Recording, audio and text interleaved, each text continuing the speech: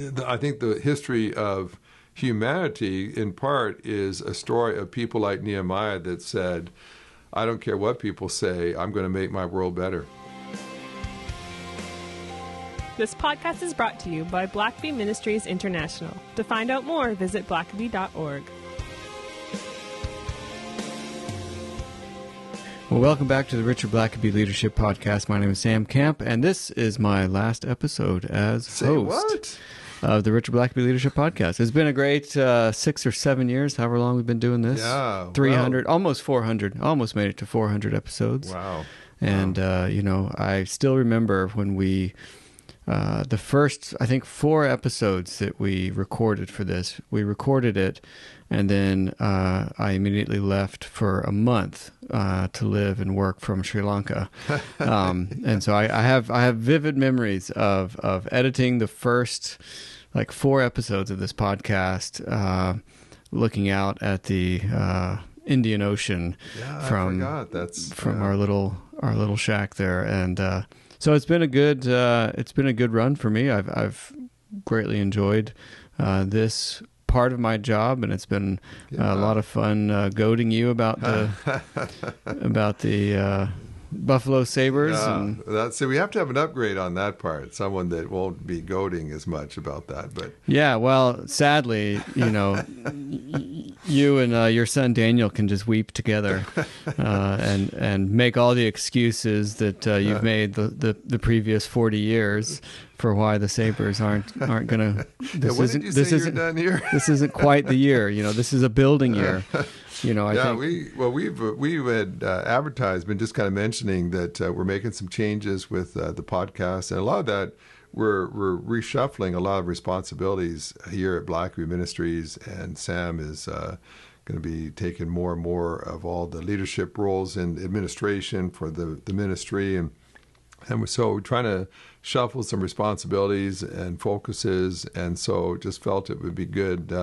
My son Daniel, my second child, works with us, and he focuses primarily on content creation and has done a lot with what our collision focus. But we thought it might be a good time just to have him come in and work alongside his dad on this podcast and free you up to be able to focus on keeping everything running properly. But this was your idea, this podcast, and you're the one who put it all together and produced it for years, and so it's been a lot of fun. I'll miss just the banter and insights that you bring, but we'll have to maybe bring you back for special episodes if we're going to be talking about maybe leadership in raising goats and chickens. We'll have you come back on and share your expertise. Yeah, leadership lessons from the field. Yeah, happily do that. And we'll talk more about Daniel, but so we'll be bringing him in at the end of this series here on Nehemiah, but also we're going to be just changing some other things up as well, the way we do some things on the podcast, just to give it a fresh look as well. Yeah, we've been doing it more or less the same way since we started. And so we're going to make some changes there. You've probably already noticed that we've changed the logo of the podcast, and we're going to be changing how we record it as well. So these episodes, the sort of standalone episodes, are going to start being recorded with video. Mm-hmm. And so not only will you get to listen to Richard, but you'll have to look at his face. I'll have to get out of my pajamas when I'm making these podcasts. Yeah, so there'll be a few changes like that coming down the pipe. And just, we're probably doing some more series, like this Nehemiah series. We'll be doing a number of kind of short-term series of things, and just some interesting, fun new things we'll be introducing, just trying to kind of freshen things up. So appreciate those of you who've been long-time listeners to this podcast. I think you'll enjoy just some of the changes that we're making. But I certainly will. But Sam, I certainly appreciate all the work you've done to put this together. And well, it's been a joy, and I'm excited about the future of this podcast as well. And I'm not going away. I just won't be hosting your podcast anymore. So yeah, and we would just say this is the 20th anniversary of Blackaby Ministries, and so a lot of just adjusting, just kind of trying to gear up and reposition ourselves for the next 20 years. And what that looks like. And so appreciate those of you that listen in on the podcast, and those of you that just support and follow Blackaby Ministries International as well. It's some really exciting days. Part of why you're making those adjustments is just to help us navigate us forward into the future. Yeah, well, I certainly think our best and brightest days are ahead. And speaking of best and brightest, this is the final episode of our 9-part series on the book of Nehemiah, and really not so much the book, but rather the leadership of Nehemiah. And so, Richard, why don't you finish us off here? So we're going to go through chapter 6, because after that, the wall is going to be built. And so you remember from chapter 1, Nehemiah is in a great job, peak of his career, having his best life, and then suddenly God grips his attention with an awareness that his people, the Jewish people back in Jerusalem, are living in ruins and have been for a century and a half, and no one has had the wherewithal to do what needs to be done to get the city rebuilt. And of course, you can't just run all over the world fixing everything you hear about. But as soon as Nehemiah hears that, he knows that is God saying, and Nehemiah, I'm going to send you. And so he has gone, and he is getting the wall rebuilt. We saw in chapter 4 that they've gotten it up about halfway. And now in chapter 6, it says, when Sanballat, Tobiah, Geshem, the Arab, and the rest of our enemies heard that I had rebuilt the wall and that no gap was left in it, though at the time I had not installed the doors in the city gates, Sanballat and Geshem sent me a message. Come, let's meet together in the villages of the Ono Valley. They were planning to harm me. And so, again, Nehemiah also, he has so much wisdom in his leadership, but of course, one of the things is that even though they've got the wall built, they don't have the gates on yet. And so walls aren't all that effective as long as there's still holes everywhere there's supposed to be a gate. And so, and of course, one of the great mistakes of leaders sometimes is celebrating victory too soon, letting down your guard too soon. The wall's not finished yet because the gates aren't hanging. And so his enemies realize that time is running out. They've got to, they're hoping he will slip up somehow. And unfortunately, there are just many stories of leaders who they stumbled on the finish line. They had done a great work. They'd built a great church, a great organization. But before all the gates were hung, they fell in some way. And so the enemies come for him, and they said, let's meet. And now they don't say we'll meet in Jerusalem. They could certainly go to Jerusalem. They could go meet Nehemiah on his home turf. But they say, let's go meet more on their home turf. And Nehemiah is smart enough to know that they could try to kill him if he does that and assassinate him. They want to get him away from his home base and his people and his protection. And what you'll see here is his enemies keep trying to set the terms for Nehemiah. They keep trying to make the rules on how we're going to do this. And one of the great lessons of leaders is you decide how things are going to be done. Don't let your enemies set the terms for how you have to relate. And you will have people that will just insist, no, you have to do it this way. This is the way you have to do that. And, I remember the church I go to, there was someone, Sam, of him as well, but he just had a certain way that he just thought the church should do things. And he was the only one who thought it should be that way. But he just thought, if I complain loudly enough, then maybe I can bully the pastor or others into doing things my way. And you just have to, it's just foolish to adjust and let someone else set the rules of the game when you know that they don't mean well. They're not trying to build up. They're trying to tear down. So he gets this invitation, and of course, and there's also a certain trend among Christian circles that, although it looks nice, it sounds nice, it can be very destructive, and that is there's a very strong movement to say, well, Christian unity is the most important thing. And now unity is not a bad thing, but there are people that make it the primary thing.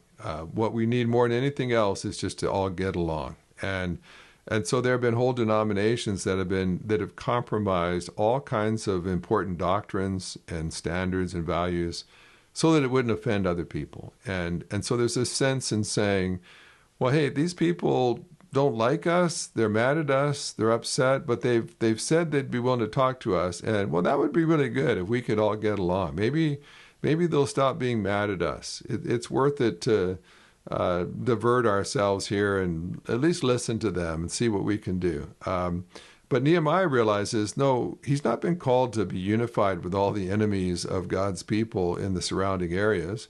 He's been called to build a wall. And so he's going to stick with the building the wall. And I love verse 3, one of my favorite verses in Nehemiah.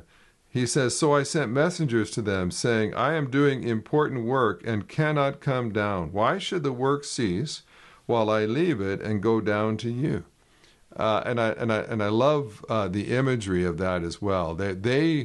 They send out this important message. You need to come and meet with us where we plan to meet you, and you need to do it right away in our terms, our timetable, our location. And instead of Nehemiah coming, Nehemiah sends a messenger, and the messenger says, I'm busy. I'm doing what God called me to do. I don't have time to stop my important work to come down to where you are, to come down to your level. And I'll tell you that is one of the most destructive things about critics and opponents. I've seen this especially in churches, but also in organizations where leaders get distracted. And instead of focusing on the work at hand, instead of focusing on what God's called them to do, now they're hijacked. All their attention, their focus has been hijacked by their enemies. And now that's all that they can focus on, think about. And so Nehemiah says, you will not distract me. And so in verse 5, it says, Sanballat sent me this same message a fifth time by his aide. And so he's just getting hounded. They just think, well, we'll just wear Nehemiah down. We'll just keep sending messages until finally he's just had enough and he caves and does what we want him to. And so it says that there's an open letter so that everybody knows what's in it. And it says, in it was written, it is reported among the nations. And of course, anyone who's been a leader at some point has heard the statement. Some people are saying, or a lot of people think. And so this very general, it's been said among the nations, it's reported, and Geshem agrees, which is so funny. It's like, yeah, I talked to my best friend, and he agrees that this, with what I'm about to say, that you and the Jews plan to rebel. This is the reason you're building the wall. According to these reports, you are to become their king, and have even set up the prophets in Jerusalem to proclaim on your behalf. There is a king in Judah. These rumors will be heard by the king. So come, let's confer together. Now, it's all lies. It's all slander. Yeah. None of this is true. But basically it's a very unveiled threat to say, but if you don't come and talk to me, we're gonna lie about you. We're gonna slander you. And so we're gonna put all this pressure on you. And you know, as a leader, that is one of the most painful things you can experience when people lie about your intentions. They misrepresent you to others. And I tell you that you see so much of that in modern politics today. It's never about the issues. It's always about the constant barrage of lies about your enemies, about your opponents, and just trying to pile on enough lies and slander that at some point you have to come out in the open or to fight on their field of choice. Or if you just find yourself having to constantly rebut all the lies, that you can't stay on message anymore yourself. And so and what you notice, of course, Satan himself is the father of lies. Lies are Satan's greatest tool, greatest weapon.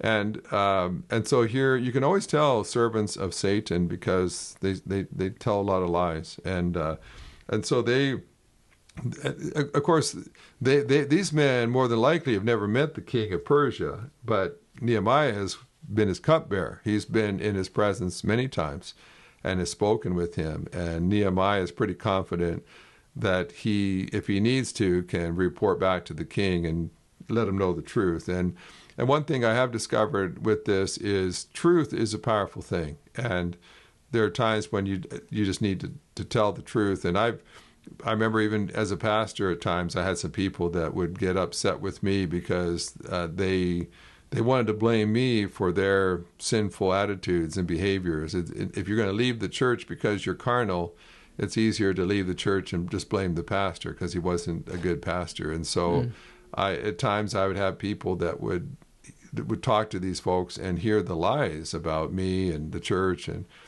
I just, you have to be careful with that. But I just got to the point of thinking, if someone's going to lie about me, I'm just going to tell the truth. And they brought it up. I mean, they started this whole conversation by lying.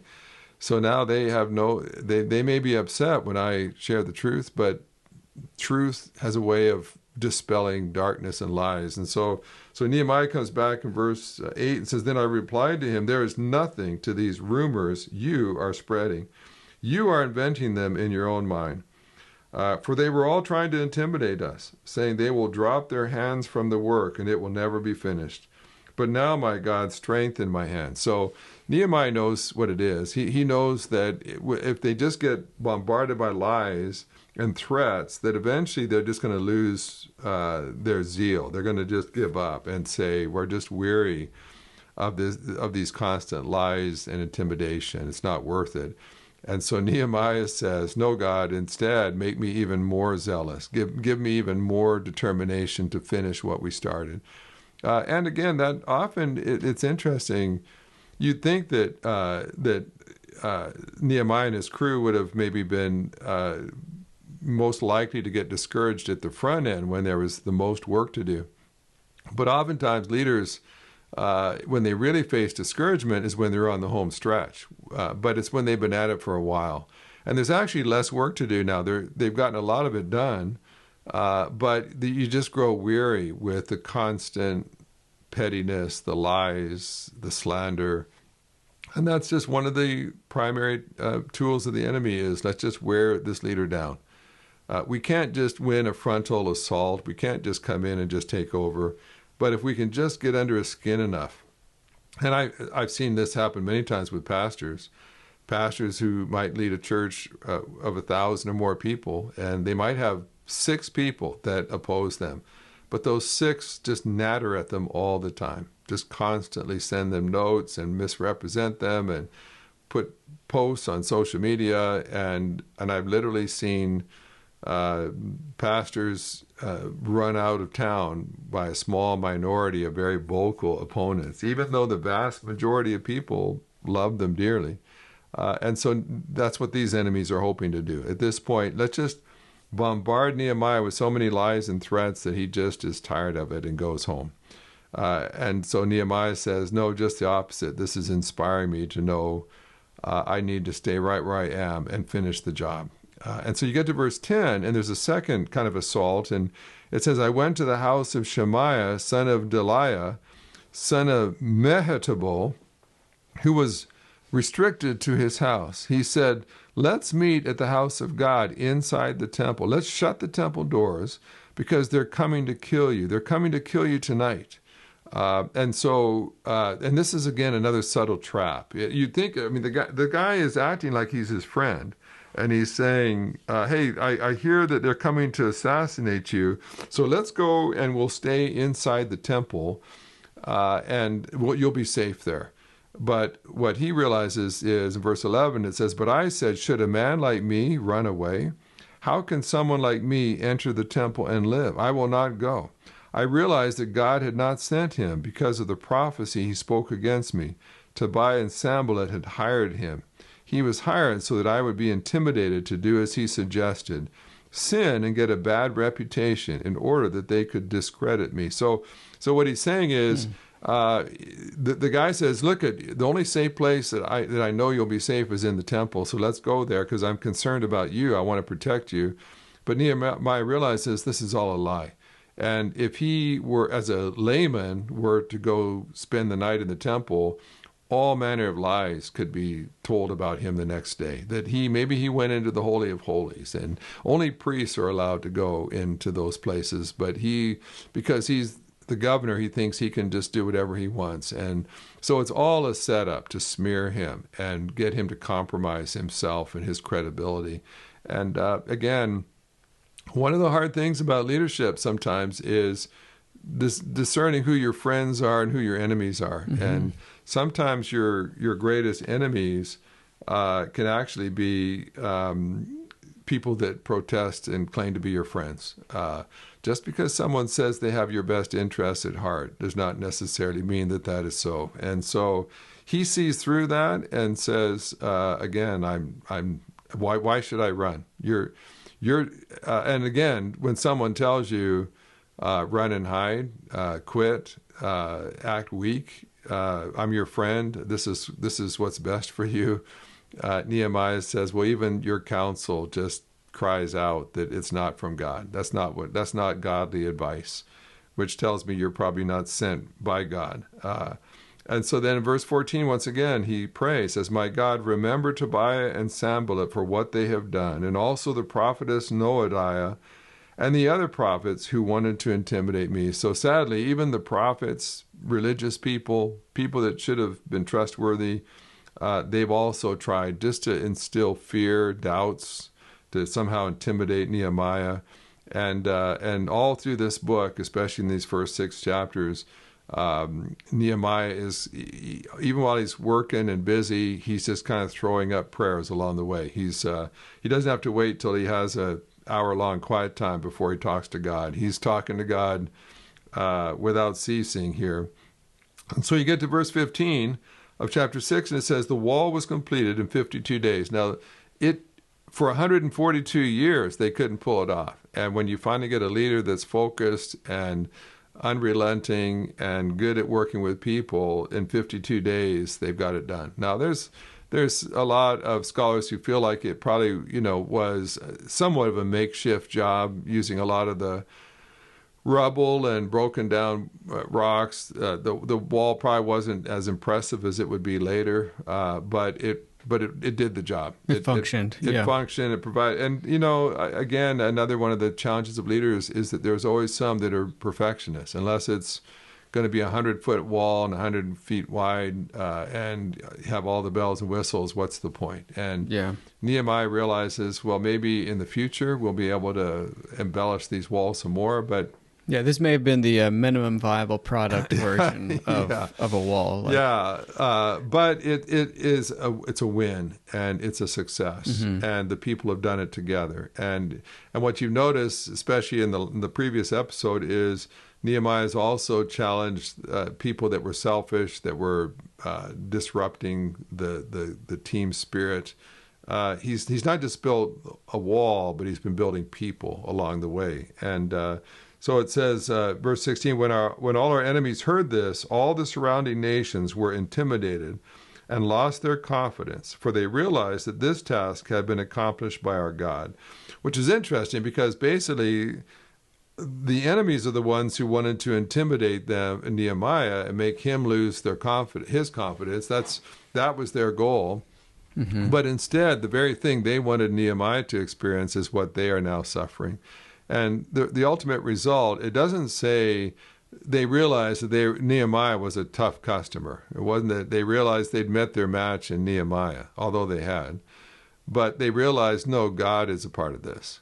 We've been trying to take on a servant of God, and that's impossible. These are all people that don't believe in God, but they recognize, but God is with Nehemiah. And as a leader, what a wonderful thing when your enemies might not even believe in God, but it's clear that your God is with you, and He makes a difference. And so, what a wonderful sign. Again, it doesn't say they realized Nehemiah had too close of a tie with the Persian king, or that he brought too many soldiers with him, or whatever else. What really intimidated them was God's presence in Nehemiah's life. And so it goes on, just concludes, as during those days, the nobles of Judah sent many letters to Tobiah, and Tobiah's letters came to them. For many in Judah were bound by oath to him, since he was a son-in-law of Shechaniah, son of Erah, and his son Jehohanan had married the daughter of Meshullam, son of Berechiah. These nobles kept mentioning Tobiah's good deeds to me, and they reported my words to him, and Tobiah sent letters to intimidate me. It's kind of an interesting way to close that section. So even after Nehemiah has built the wall, he's been successful, the letter writing doesn't stop. And all the various people that are allies of Nehemiah's enemy keep letting Nehemiah know. Anything good that Tobiah does, they want to make sure Nehemiah hears about it. But Nehemiah... there is a certain kind of selective deafness I think leaders need to cultivate, where they just tune out a lot of the noise. And Tobiah, even when he's lost, even when he's failed, he still wants to just try to intimidate him. And there will be those they realize they can never take you on head on, and I've had to deal with folks like that over the years. They want to intimidate me. They want to try to say things that would discourage me, but there's no way they're going to take me on face to face. And so with Nehemiah, it's just a rear guard, just sniping at from a distance, just trying to whittle him down, trying to wear him down. And Nehemiah he realizes some of that. You can't go chasing after every voice, every criticism, every comment. You sort of choose your battles, and sometimes you just tune them out. And I have discovered that sometimes that's the most devastating thing you can do to your enemies is ignore them. Yeah. Just not take you take them seriously in the sense you don't let yourself be vulnerable to them, but you realize if all they're doing is talking. And I've got control of all the key leaders and influencers. If they're just sniping at a distance, then let them do that. I'm not even going to take that seriously, and that can drive some folks crazy when they just insist that you have to meet with them, you have to take them seriously, you have to address their accusations. And there's times where you can say, who says I have to do that? That you say that, but I'm not going to waste my time, my breath. And so Nehemiah is, I think, in these 6 chapters, is just a master class in seeing a problem, seeing broken down situation, and then just focusing on God and His guidance and His strength, and refusing to be distracted, refusing to be intimidated, refusing to grow weary and to quit before the job is done. And I think just for us as leaders, and if you've led very long, a time's going to come where you're going to have to build something up, repair something, make it better. And there will always, disappointingly, be those that are going to work against you to prevent you from doing that. There's people that for whatever reason, they prefer the chaos. They prefer the brokenness of the world around you. And they're gonna fight you for it. And so I think the history of humanity, in part, is a story of people like Nehemiah that said, I don't care what people say, I'm going to make my world better. And hallelujah, when people stick with it to the end. And when they finally move on, the world is a better place because they pass through. Yeah. Well, it's been an excellent series, and appreciate you taking us through it, Richard. Thanks for listening to the podcast. If this is something you enjoyed, it really makes a difference if you leave a review and a 5-star rating on Apple Podcasts or wherever you listen. Don't forget to subscribe and share with your friends. We always love hearing from our listeners, so email us at podcast@blackaby.org.